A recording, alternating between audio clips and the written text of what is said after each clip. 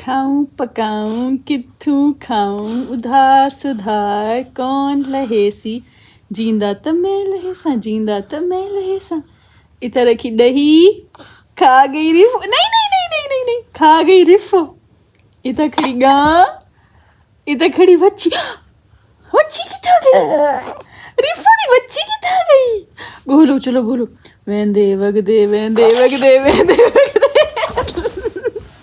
वेंदे वगदे रिफो बच्ची किथा रिफो दी बच्ची किथा वेंदे वगदे वेंदे वगदे वेंदे वगदे लपी पे लपी पे लपी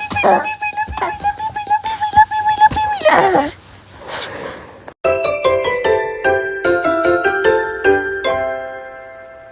यार बचपन में ना जब हम स्कूल जाते थे ना मेरी बड़ी ज़िद होती थी कि अम्मी मुझे कभी 2 पोनियाँ करके दें या 2 चुटियाँ करके दें। तो वो हमेशा ऐसे होता था कि अम्मी ने स्कूल जाना होता था और उनको ज़रा जल्दी होती थी तो वो ना कभी किस तरह कर देती थी कभी किस तरह कर देती थी।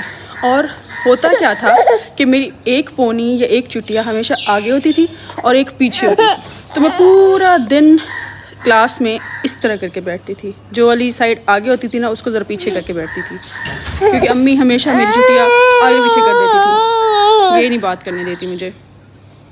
आजकल ना मुझे खुद से चैट जीपीटी वाली फीलिंग आने लग गई है। कोई मुझसे एक सवाल पूछता है छोटा सा और मैं सारा कुछ बता देती हूँ, उसका पास्ट प्रेजेंट फ्यूचर सब कुछ बताने बैठ जाती हूँ।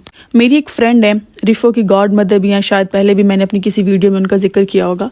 तो वो मेरी काफ़ी क्लोज़ फ्रेंड है, लाइक बेस्ट फ्रेंड है। अब एज में तो वो मुझसे बड़ी हैं लेकिन मेरे बहुत क्लोज़ हैं। अब वो ना मुझसे रैंडमली पूछेंगी और मैं उनको अपने घर का सारा हाल दे दूंगी। और वो जिस स्टेट में है उनको घंटा फ़र्क नहीं पड़ता कि यार मेरी दाल कैसी बनी थी, मेरी सब्जी कैसी बनी थी, अजीम ने मुझे क्या कह दिया, फलां बंदे ने मुझे क्या कह दिया, उनको क्या फ़र्क पड़ता है। लेकिन वो बेचारी इतनी कंसिस्टेंसी से और इतनी कॉन्सेंट्रेशन से मेरी सारी कहानी सुनती हैं जैसे हम चैट जीपीटी की बातें सुनते हैं। मतलब चैट जीपीटी से पूछा है ना कि आज मौसम कैसा है तो वो सारा बता देगी कि मौसम कैसा है, आगे कैसा होगा, पिछले वाले दिनों में कैसा था। भाई मुझे सिर्फ आज का पूछा है मैंने, मुझे आज का बताओ बस तुम। और मैं भी उनके साथ यही करती हूँ। उनके साथ क्या, कोई भी रास्ते से चलता हुआ बंदा कुछ भी मुझसे पूछेगा तो मैं उसको सारा अपना हाल और हवाल दे देती हूँ। और बाद में मुझे रियलाइज होता है कि यार मैंने ओवर शेयरिंग कर दिया शायद इस बंदे के साथ, क्योंकि मैंने अगर कोई बात की है तो मैं तो भूल जाऊंगी बात करने के बाद, लेकिन वो बंदा शायद 10 साल तक याद रखेगा। उसको शायद याद होगा कि फलां दिन मेरे साथ क्या हुआ था और मेरे लिए वो बड़ा नॉर्मल होगा। जब वो दोबारा उस चीज़ का जिक्र करेगा तो मुझे याद भी नहीं होगा मैंने क्या कहा था और कब कहा था। कुछ दिन पहले जो मैंने खुद को ट्रॉमा दिया ना अपनी कटिंग करवा के, उसके बाद मेरा कहीं निकलने का दिल नहीं कर रहा था, लेकिन अल्लाह भला करे मिनाहिल का और गाजी का, इन्होंने कहा चलो हम फ्राइडे की इफ्तारी आज बाहर करते हैं।